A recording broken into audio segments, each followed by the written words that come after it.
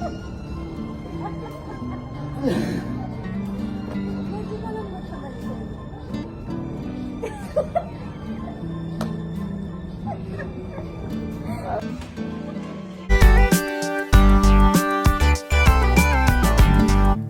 Aguas at Mika de la Cruz nagpunta ng IKEA Pasay upang magtingin ng kanilang mga kagamitan sa kanilang bagong bahay.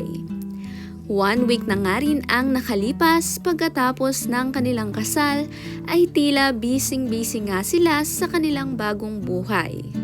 Ating panoorin ang video pero bago ang lahat, kung hindi ka pa nakasubscribe, please click the subscribe button and hit ang notification bell para laging updated sa ating mga showbiz news.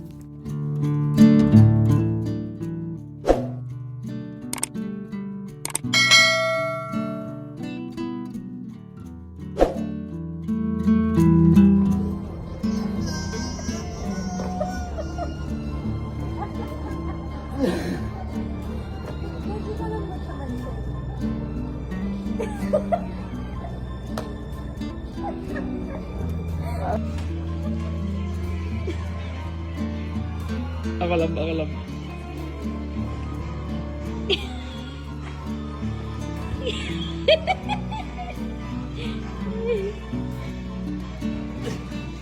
Kaya pala balin. Kaya pala yun ang pangalan. Kasi mababalibag ka. Ganyan i-test ang balibag. Kailangan mong balibagan. Yay!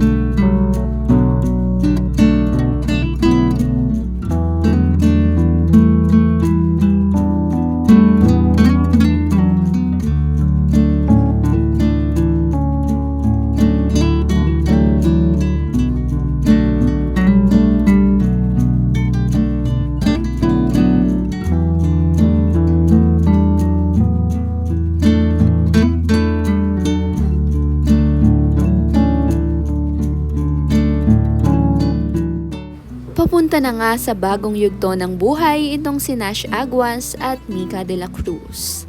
Komportable talaga sila sa isa't isa.